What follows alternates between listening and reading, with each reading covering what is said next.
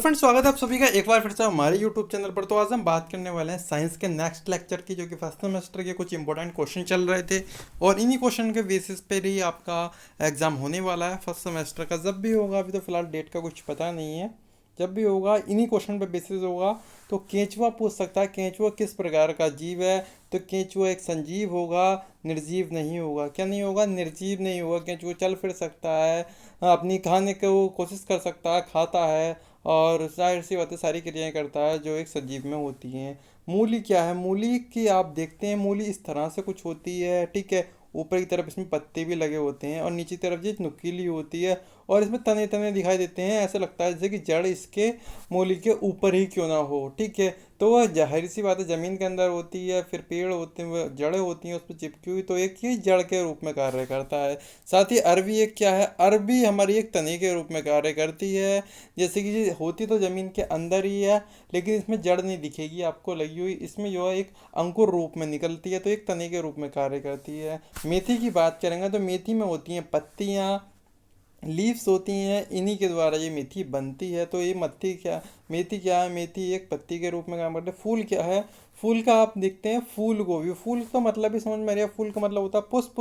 तो जाहिर सी बात है एक पुष्प होता है, एक फूल के रूप में खिला हुआ आकृति का होता है, जैसे अपना गुलाब का, गेंदे का फूल होता है, इसी प्रकार से कांटे क्या होते हैं? कांटे जो होते हैं एक पत्तियों का स्वरूप ही होती हैं। एक्चुअली क्या, पत्तियां निकलने वाली होती हैं, लेकिन उनकी परिस्थितियों यानी अपनी अनुकूलन परिस्थितियों के कारण जो पेड़ होते हैं वो पत्तियां ना बनकर कांटे का रूप धारण कर लेते हैं, या फिर कह लीजिए एक टहनी यानी कि एक तना के रूप में निकलने चाहते हैं, लेकिन वो पत्तियों के रूप में निकलने की कोशिश करते हैं, तने के रूप में नहीं निकलने के कारण। एक्चुअली क्या है ना, जब हम देखते हैं जैसे गुलाब का पेड़ तो सभी ने देखा होगा, तो उसमें कांटे होते हैं कहीं कहीं कहीं कहीं पर। तो एक्चुअली क्या है, वो पत्ता निकलना चाहता है और हम कहें कि कहीं कहीं पर हमें तने भी निकल रहे, लेकिन तने वो निकल रहे दिखाई देगा उसकी विशिष्ट आकृति के कारण, जिसकी वजह से वो आगे बढ़ नहीं पाता। तो वो पत्तियों का रूप होता है। एक्चुअली हम समझते हैं तने का रूप होता है, तने का रूप नहीं होता, वो पत्तियों का रूप होता है। परिपक्व अंडाशय को फल कहते हैं, यानी जो भी हमारा अंडा होता है उसी को हम फल कहते हैं। चाहे अपनी किसी भी पेड़ पौधे का फल ले लें तो वो अंडे का रूप ही होता है, यानी उसमें समान गुण होते हैं जिस किसी से वो उत्पन्न होता है वो अंडा, ठीक है। या छिपकली के अंडे देखेंगे तो छिपकली के सारे गुण उस अंडे में, सजीव जो अंडा है उसमें होंगे। उससे जो हमारी संतान कह सकते हैं, उसकी संतान यानी जनन जो होता है, वो हमारी सारी क्रियाएं उसमें उपस्थित होती हैं, इसलिए अंडाशय को फल के रूप में माना जाता है। गति के नियम की बात करेंगे तो गति के नियम कैसे होते हैं? तो गति के हमारे कुछ नियम होते हैं। गति के 3 नियम होते हैं, तो इन्हीं नियमों के आधार पर हम देखते हैं। सबसे पहला नियम आपने पढ़ा ही होगा, गति के 3 नियम होते हैं और इसको दे दिया है सर आइजक न्यूटन ने दिया है। इन्हीं न्यूटन ने पूरे 3 नियम दिए हैं, इन्हीं नियमों को हमें पढ़ना है और समझना है, और ये नियम आपके लिए इतने इम्पोर्टेंट हैं कि इन्हें आप पढ़ लेंगे ना तो हमेशा हमेशा के लिए आपको याद हो जाएगा, और जाहिर सी बात है इस प्रकार के क्वेश्चन ही आएंगे। तो 3 नियम है। प्रथम नियम कहता है, जड़त्व का नियम भी कहते हैं प्रथम नियम को। तो कोई वस्तु विराम अवस्था में है और है ब्रह्म अवस्था में, तो वो ब्रह्म अवस्था में ही रहना चाहेगी, और यदि किसी गति से चल रही है तो गति से ही चलना चाहेगी जब तक उस पर कोई बाह्य बल नहीं लगाया जाए। एक्चुअली क्या है, इसे थोड़ा सा समझने का प्रयास करते हैं। जैसे कि मान लीजिए आपकी कोई टेबल है या फिर आपकी बुक है, तो वो एक स्थान पर रखी हुई है और आपकी जो घड़ी की सुई है वो भी निरंतर क्या है, चल रही है एंटी क्लॉकवाइज, ठीक है। क्लॉकवाइज चल रही है, क्लॉकवाइज होती है घड़ी की सीधी दिशा में, है ना, और एंटी क्लॉकवाइज होती है घड़ी की विपरीत दिशा में। तो इस तरह से घड़ी की सुई घूमती है, तो क्लॉकवाइज हमारी चल रही है घड़ी की सुई, वो रुक नहीं सकती जब तक उस पर कोई बाह्य बल ना लगाया जाए। और इस प्रकार से हमारी ये किताब रखी हुई है, यदि किताब पर कोई बाह्य बल नहीं लगाया जाएगा तो ये अपनी जगह से नहीं हिल सकती, चाहे अपनी राइट में हो या लेफ्ट में हो, ठीक है। ऊपर नीचे की बात तो अलग है, ठीक है। अब बात करें घड़ी की सुई। घड़ी की सुई चलती है, ठीक है, यदि उसे, अब मान लो जो घड़ी के जो फ्रंट पर जो शीशा होता है वो हटा दिया जाए, यदि घड़ी की सुई को रोकना चाहें तो हम उसके बीच में उंगली रख दें अपनी, तो घड़ी की सुई जाम हो जाएगी, आगे बढ़ नहीं पाएगी, कोशिश करेगी बढ़ने की, पीछे आगे पीछे होगी लेकिन बढ़ नहीं पाएगी। क्यों? क्योंकि हमने उस पर बल लगा दिए, चाहे हमने स्थायित्व बल लगाया है अपनी उंगली के द्वारा, लेकिन बल लग रहा है उस पर। ठीक है। और इसे जड़त्व का मतलब जड़ हो जाता है, जो जहाँ चीज़ है वो वहीं रहती है, जिस अवस्था में है उस अवस्था में रहती है, इसलिए जड़त्व का नियम इसे कहते हैं। साथ ही सेकंड नियम कहता है कि किसी वस्तु पर आरोपित बल उस वस्तु के द्रव्यमान तथा बल की दिशा में उत्पन्न त्वरण के बराबर होता है।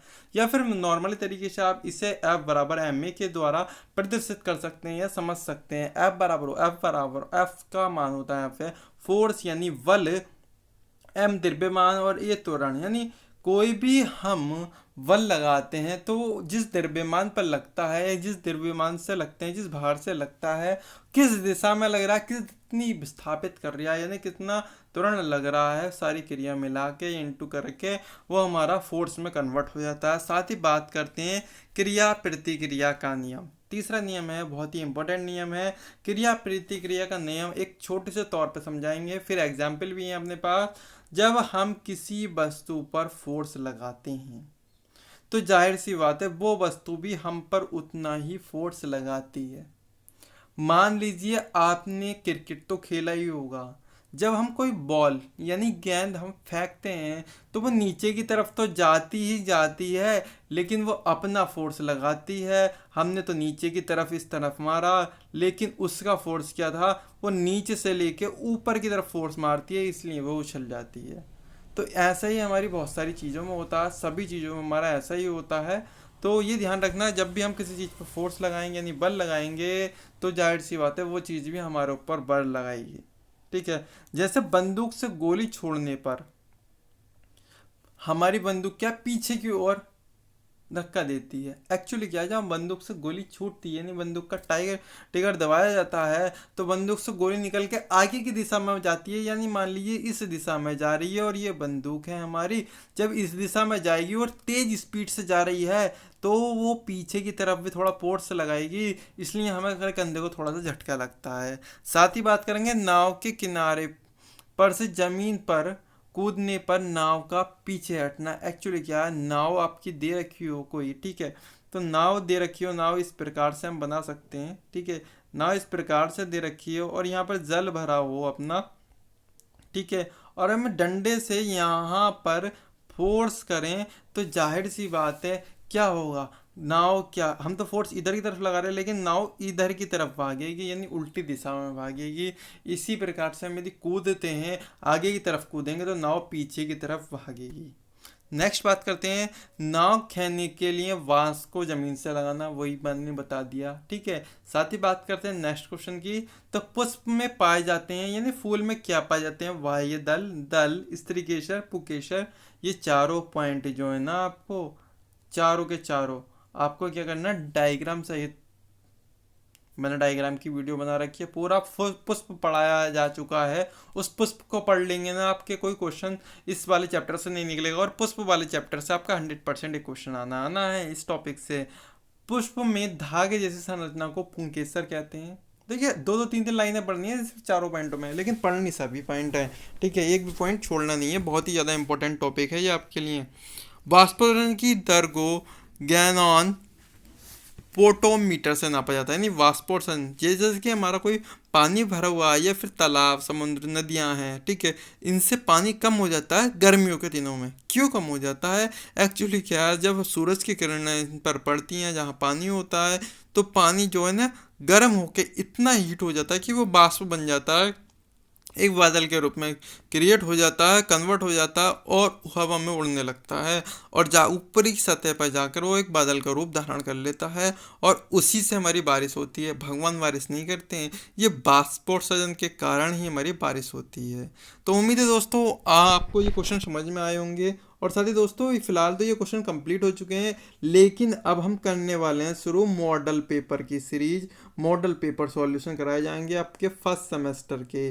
ठीक है, प्लेलिस्ट जरूर चेक कीजिए, फर्स्ट सेमेस्टर की पूरी वीडियोस बनी चुकी हैं, चाहे आपकी मैथ की हो, हिंदी की हो, इंग्लिश हो, कोई भी सब्जेक्ट हो, आर्ट हो के सब्जेक्ट की आपकी वीडियोस बन चुकी हैं और मॉडल पेपर भी मैंने आपको प्रोवाइड करा दिए गए हैं।